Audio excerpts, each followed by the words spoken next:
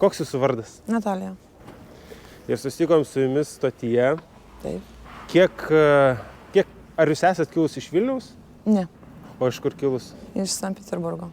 O kelintais metais atvykote? 93. 93. Jau pakankamai metų labai daug gyvenu čia, 30 30 metų. Lietuvoje. Jo. O kodėl atvykot į Čia Lietuvą? dėl tėvų tenai, čia visa giminė Lietuvoje gyvena. Aha. Tėvai buvo jauni, išvažiavo į Sankt Peterburgą ir grįžo vėl čia. Kiek jums buvo metų, kai atvažiavot? 8. 8 metų. Kaip jūsų gyvenimas atrodė, kai atvykot į Lietuvą? Blogai. Tenai buvo geriau. O tėvai kuom užsiėmė? Nu, tėvai paprasti darbininkai. O kodėl buvo geriau? Nu, ten kaip mano manimu, buvo mums lengviau ir geriau gyventi, negu čia Lietuvoje. Mhm. O atkeliavot į Vilnių? Ne, nuo Vilniaus 40 km. O kada atkeliavot į Vilnių? Nu, kaip aš jau buvau, man buvo jau 16 metų, aš jau pradėjau pati važinėti į Vilnių. Aha. Saugusi buvau. Mokyklą baigėte? Jo, 12 klasių.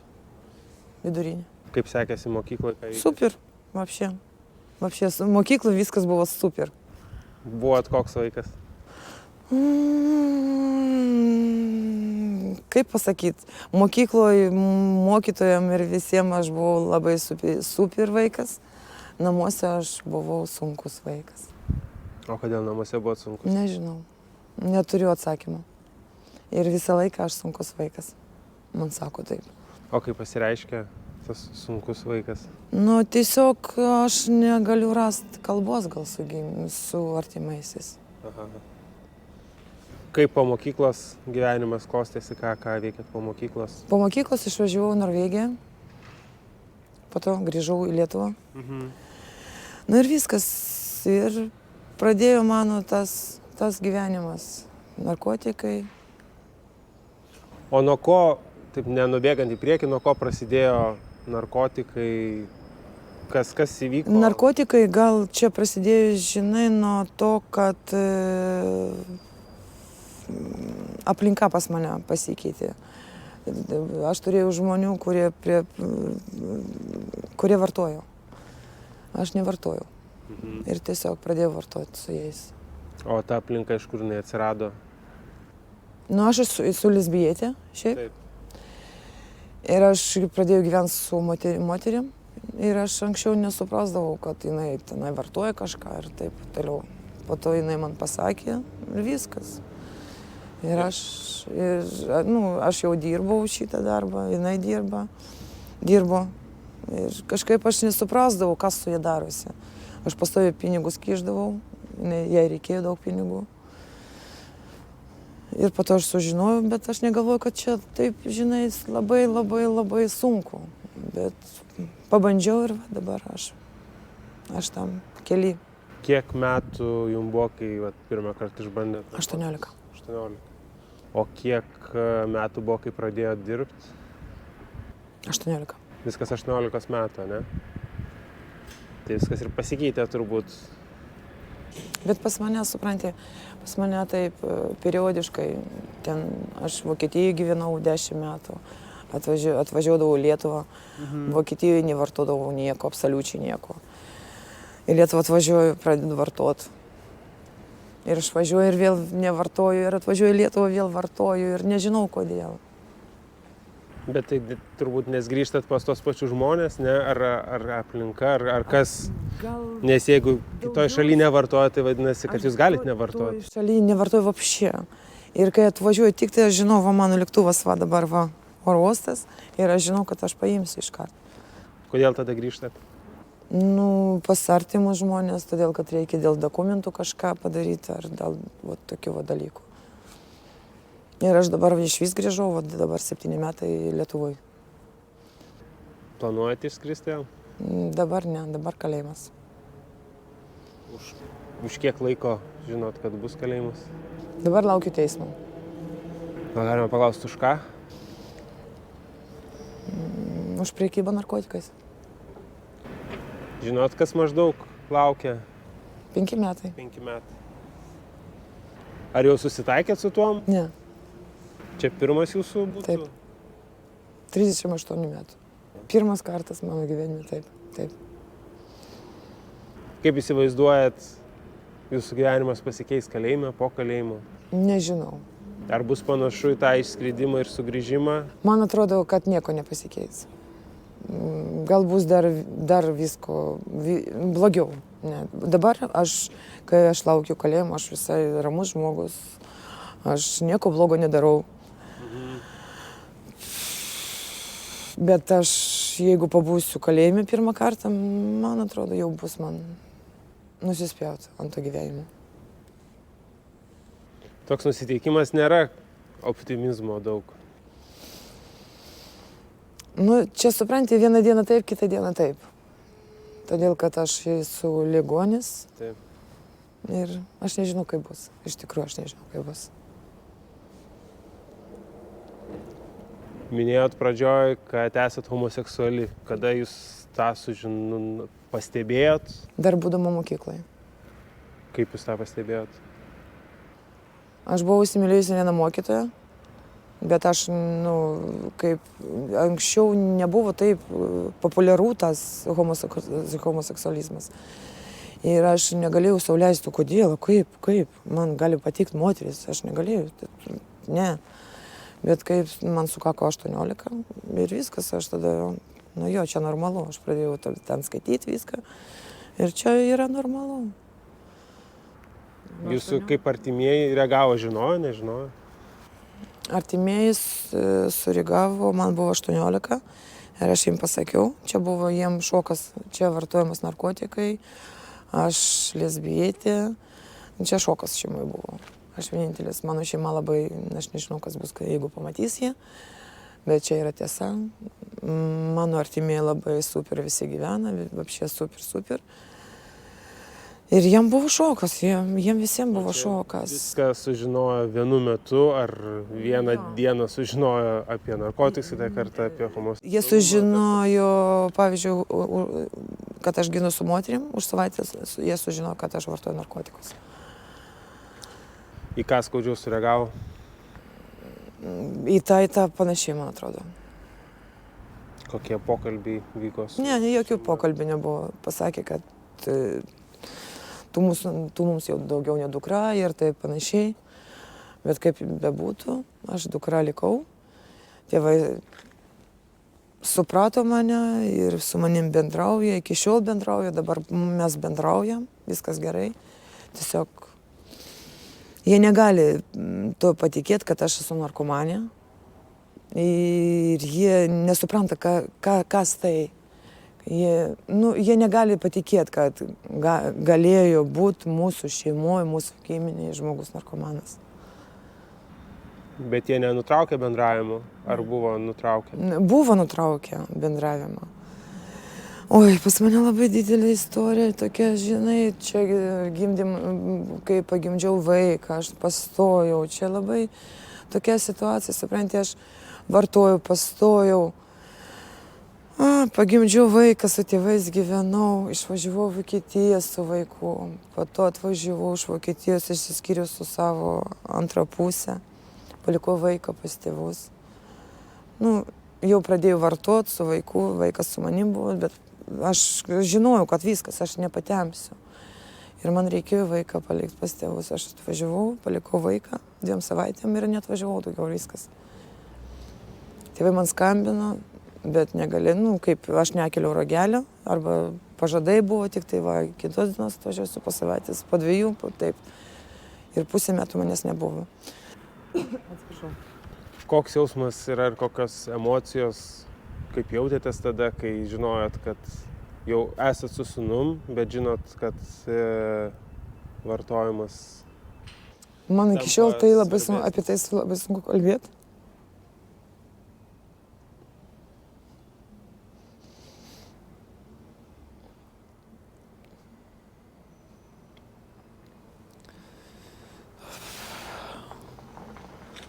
Dėl mano narkotikų, galbūt mano sūnus dabar ligonis. Jisai turi ligą epilepsiją ir taip toliau. Bet sūnus labai gerai gyveno su mano tėvais ir kažkaip. Aš visada galiu ateiti. bendraut, bet aš neteinu ir nebendrauju. Dėl ko? Nu, todėl, kad aš negaliu.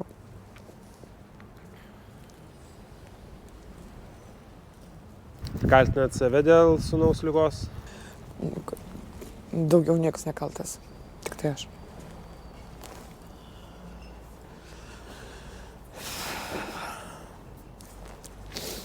Kiek sūnui buvo metų, kai jau palikot jį pas tėvus? 3 ir 7.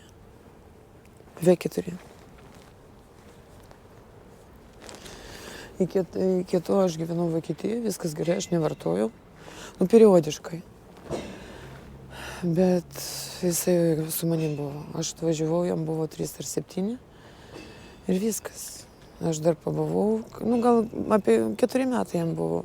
Aš palikau jį. Dabar jam 13. Jisai gyvena su tėvais. Ir aš nuo tos dienos vartoju, vat, kiekvieną dieną galima sakyti. Buvo periodas, 4 metai nevartojau.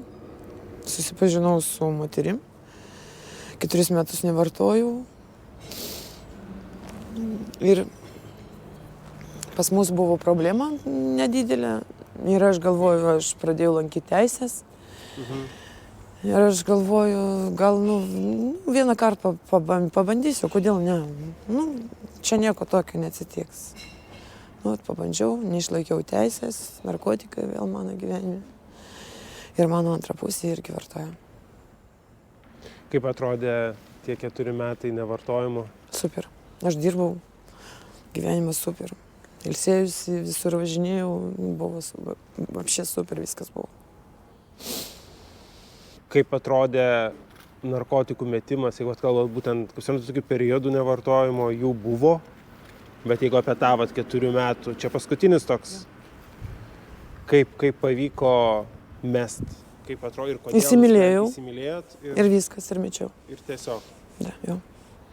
Per tuos 4 metus narkotikai būdavo galvoje, mintis apie narkotikus? Pirmus metus buvo, o po to 3 metai ne.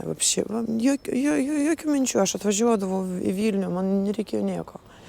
Bet pirma problema ir viskas. Tiek ir užteko. Aš galvoju, vieną kartą pabandysiu, nieko neatsitiks ir viskas. Ir va dabar, paskutiniai 3 metai, diena iš dienos. Jūsų partnerė, su kuria nevartojot, jinai... Nevartojo niekada gyvenime, nieko. Su manim pradėjo vartoti. Jinai su manim iš pradžių pradėjo važinėti, kad man būtų lengviau, tenai jinai man pinigais padėdavo. O po to mano pažįstama jai pasiūlė parūkyti, jinai parūkė, bet be manęs. Aš tai sužinojau vėliau biškį ir viskas. Kaip jos gyvenimas atrodo dabar? Jinai su manim. Čia. Jūs esat toliau santykyje? Taip. Ir vartojam. Abie. Kaip manot, jūsų santykiai pasikeis dėl jūsų kalėjimo? Aš manau taip. Jinai graži moteris. Aš jai iškart pasakiau, mane uždarys, aš tave nelakau prisirišius prie kalėjimo. Čia tavo gyvenimas, tu turi gyventi savo gyvenimą. Negalvoja nevartoti, mesti ar... Aš bijau, kad jinai išprotės iš vis, jeigu mane uždarys. Kodėl? Jinai labai mane myli. O jūs ją? Labai irgi. Čia mes viena be kitos mes negalim. Vapši niekur. Niekur. Pusę valandos. Aš va dabar matau, jinai tenai stovi, vaikšto jau.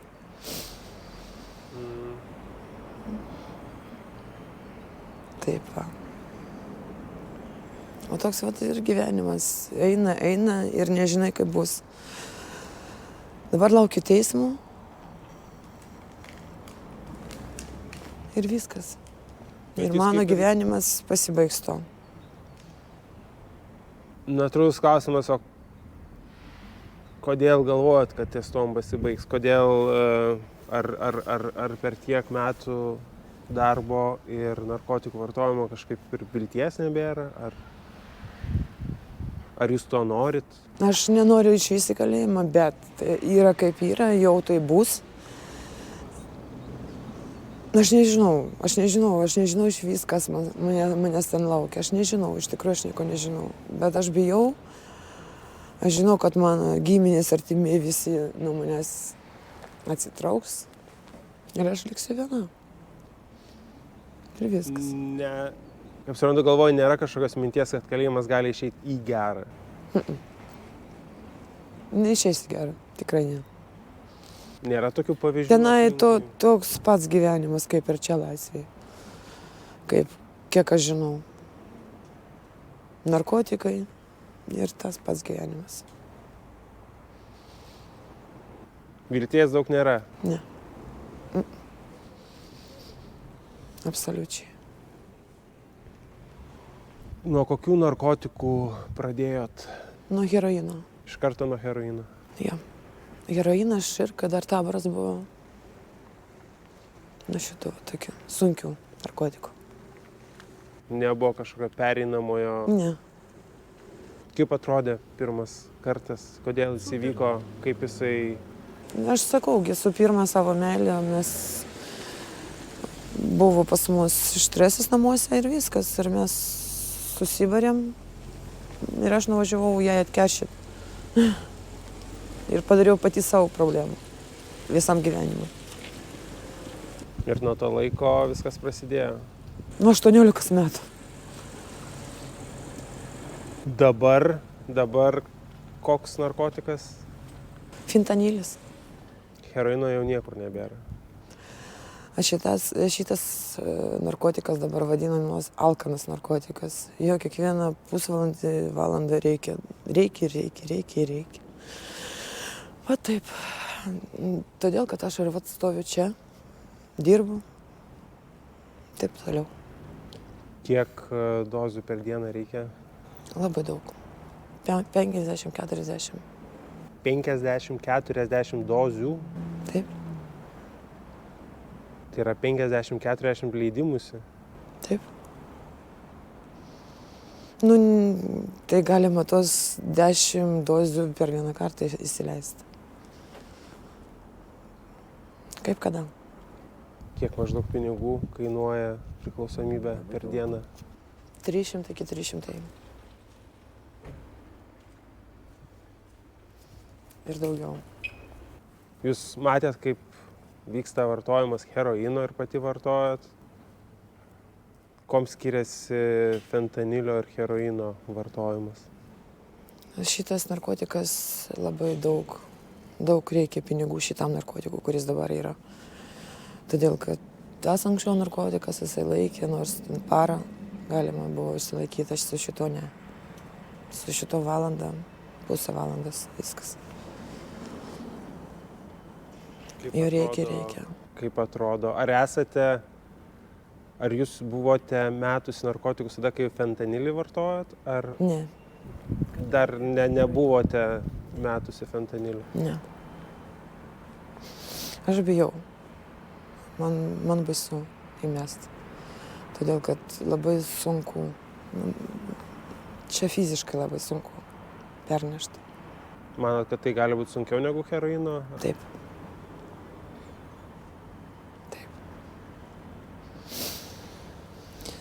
Apie darbą stoty nuo 18 metų? Ne. Ne, nuo 18. Paskutinis 4 mėnesiai. Paskutiniai 4 mėnesiai. O prieš tai, kuo užsiėmėte?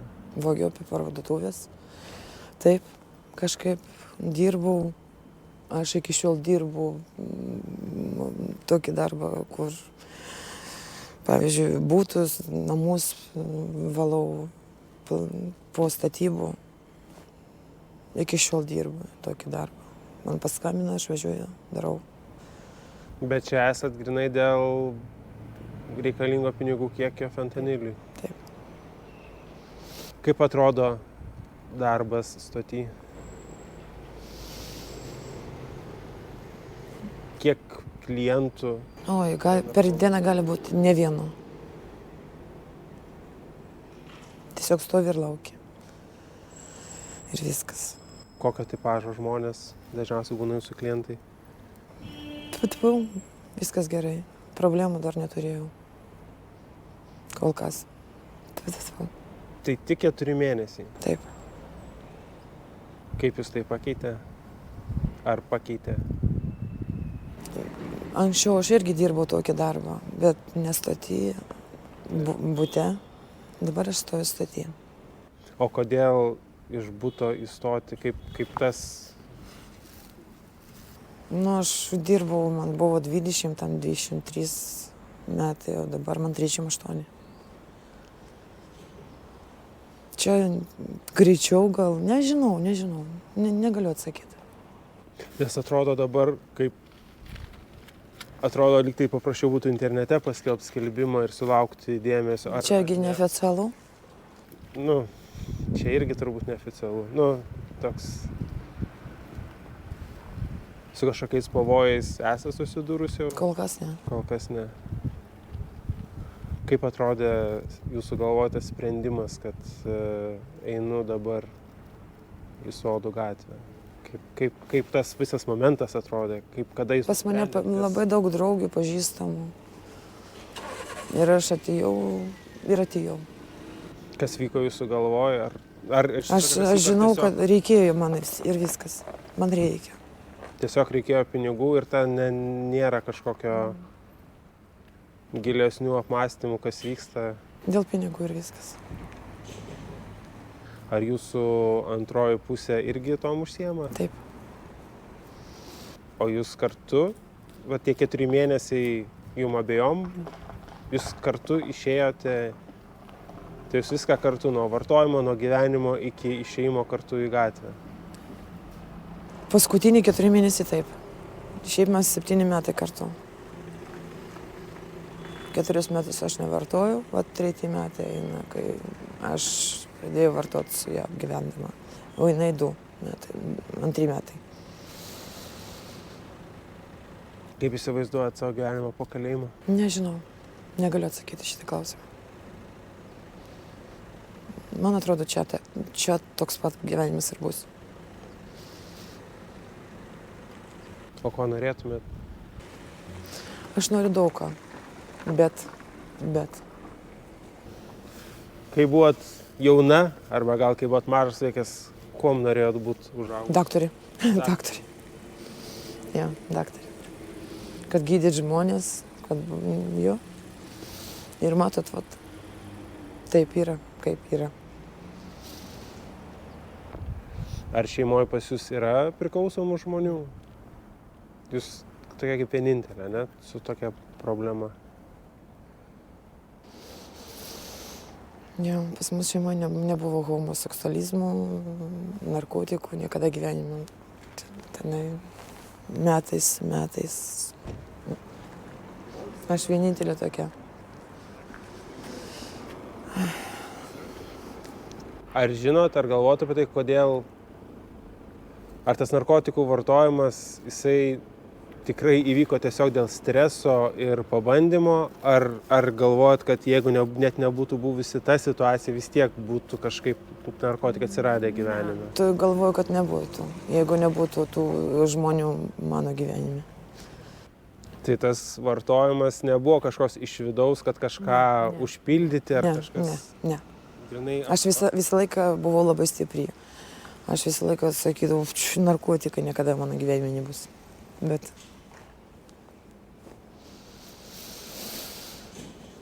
Jūs labai skiriatės išvaizdą nuo kitų moterų dirbančių stoty. Ir klausimas labai paprastas, kodėl?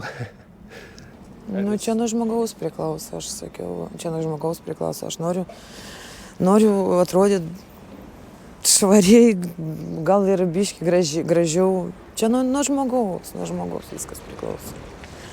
Pas mane visi pinigai neišeina gena narkotikų. Man reikia apsirengti, nusipirkti kažką.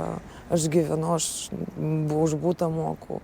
Man reikia valgyti, man reikia dovanas vaikui pirkti. Ir taip toliau, ir taip toliau. Kaip atrodo jūsų diena? Nu, pavyzdžiui... Atsikeliu, važiuoju Vilnių, atsistoju ir dirbu. Nuo kada pradeda dirbti? Nuo 9 iki 7 valandų aš dirbu. Ir tada visą laiką tarp klientų yra vartojimas? Taip. Kaip vakaras jūsų atrodo, kai baigia darbą? Toks pat vakaras. Važiuoju namo ir namiegot. Ir viskas. Atsikeliu ir važiuoju vėl į Vilnių. Per šitos 4 mėnesius turėjot kažkokių išeiginių, kada ne. Kiekvieną dieną jūs esate čia? Kiekvieną dieną. Skamba kaip labai daug nuovargio, tokio ne tik mentalinio, bet ir fizinio. Taip. Labai pavargsti nuo visko. Norisi rėkti, norisi verkti, bet tu negali. Tau reikia eiti, dirbti ir daryti kažką. Ar atsirasdavo per tos 4 mėnesius minčių dėl metimo? Kiekvieną dieną. Bet ar kažkada tai pavirto kokiu nors veiksmu? 2 dienos jo, bet čia skausmai ir viskas, aš negaliu. O kodėl tada tos 2 dienos buvo, kaip jūs nusprendėt, kad jums dabar reikia? Todėl, kad pavargau ir viskas. O po to jau viskas, čia neįmanomi skausmai ir tu važiuoji per prievartą ir darai kažką.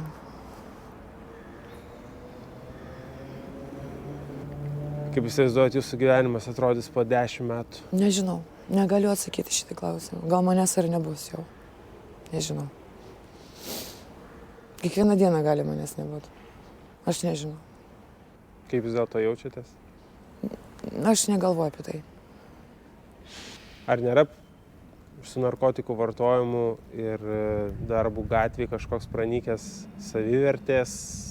Ne. Nes taip lyg ir skambėtų, kad jūs kažkaip nevertinat savo gyvenimo gal, ar čia per skambiai gal, aš nežinau. Aš nežinau, kaip tau atsakyti tai viską. Aš tiesiog gyvenu kiekvieną dieną, pragyvenu tą patį gyvenimą kiekvieną dieną. Ir aš nežinau, aš gyvenu, tiesiog kiekvieną dieną tą per tą patį, va taip pat ir viskas. Nieko, absoliučiai, tą per tą patį. Viso. Koks yra aplinkinių požiūris, kai jie sužino, kad jūs esat vartojantis žmogus? Labai mažai kas žino. Mažai kas žino. O dėl darbo statyti turbūt irgi nedaug kas žino tada. Kokį įsivaizduojat reakciją? Man tas pats. Čia mano gyvenimas.